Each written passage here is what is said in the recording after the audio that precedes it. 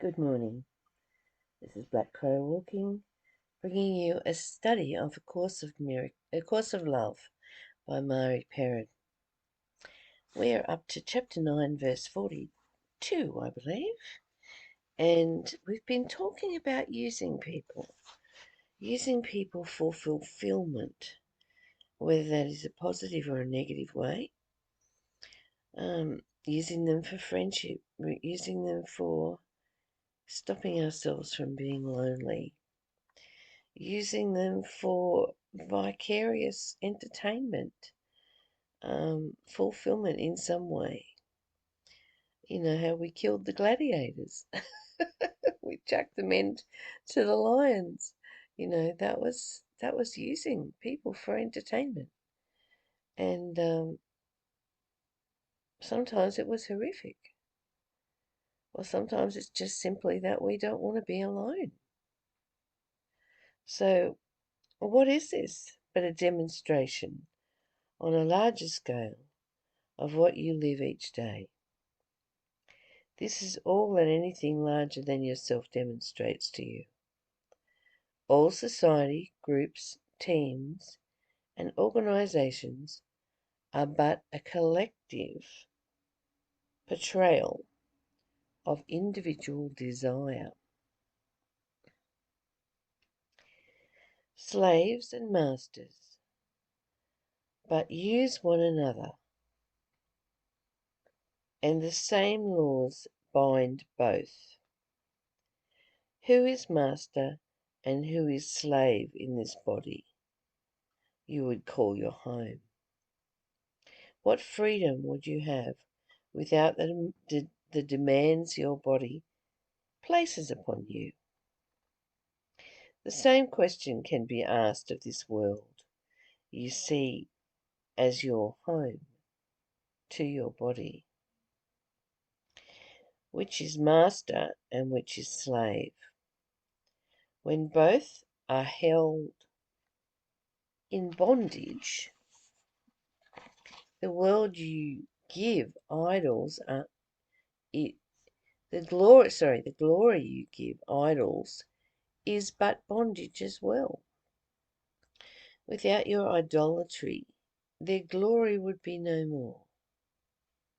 And so they live in fear no less than that of those who idolize them. Use in any form leads to bondage. And so to perceive a world based on use is to see a world where freedom is impossible. What you think you need your sister for is thus based upon this insane premise that freedom can be purchased and that master is free from a slave. Although this illusion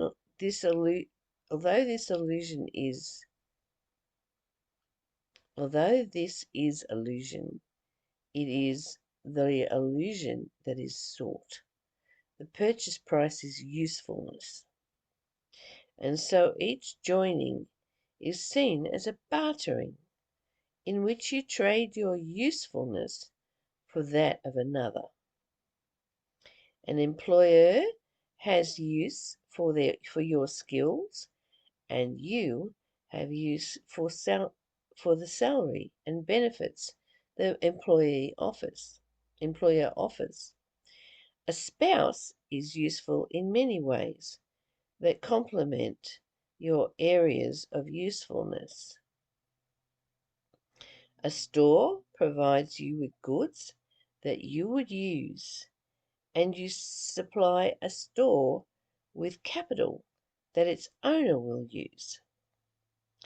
If you are gifted with beauty or athletic or artistic talent that can be used, how lucky you think you are.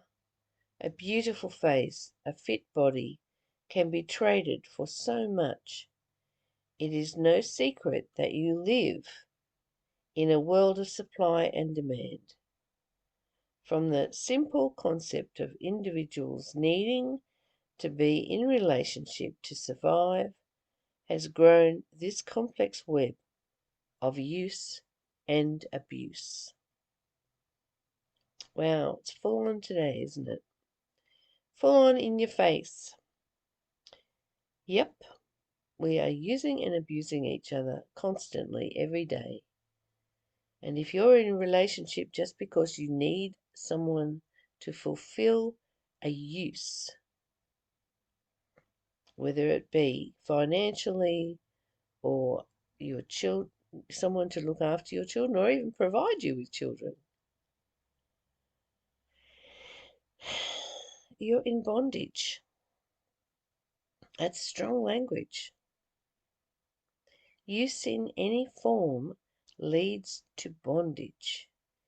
And so to perceive a world based on use is to see a world where freedom is impossible. And yet our natural state is happiness, peace, and freedom. So are you blocking that happiness, peace, and freedom by using others or becoming a slave to the use of a relationship, to the use of a job? Yes, we need to pay our rent. Yes, we want to have children. Yes, we need to have someone in our lives that stimulates us. But can we do that without using? That's the question you need to ask yourself today. What would happen if you were in relationship without needing, without the neediness, without the using? What would you have to give? Can you be in relationship with a boss or a partner or a friend without using? What would that freedom look like? What would it feel like for you? What you think you need from another,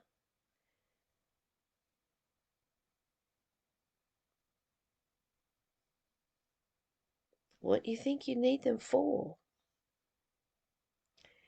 is based upon this insane premise that freedom can be purchased and that master is freer than slave.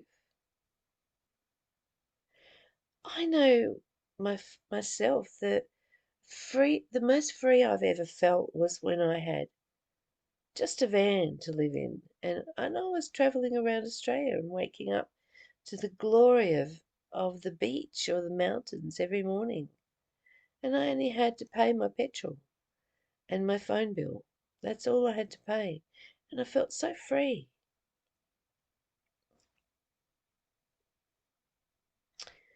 And so quiet in myself as well, not having to do anything.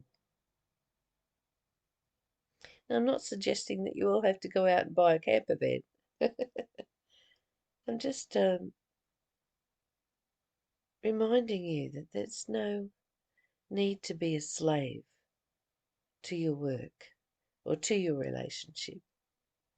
And there's no need to be a master in control of everything either. Because mastery and slavery go hand in hand. The purchase price is usefulness.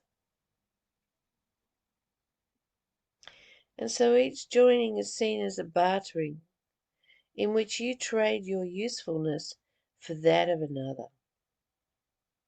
An employer has use for your skills, and you have use for the salary and the benefits the employer offers.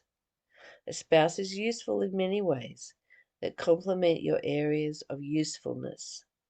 A store provides you with goods and you would use, and you supply the store with capital that its owner will use. If you are gifted with beauty or athletic or artistic, you can be used how lucky you think you are.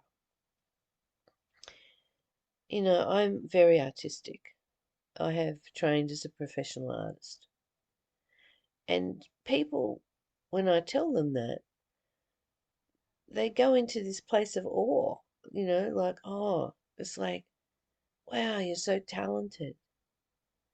But for me, to be able to make a beautiful chocolate cake is a great talent. So what? Can you be free in your talent? Can you be free in your beauty? Can you be free in your life on this planet? Can you be free by letting go of this mastery and slavery bit of being useful? I mean, a master needs a slave, and a slave needs a master because it's useful. It's no secret that you live in a world of supply and demand.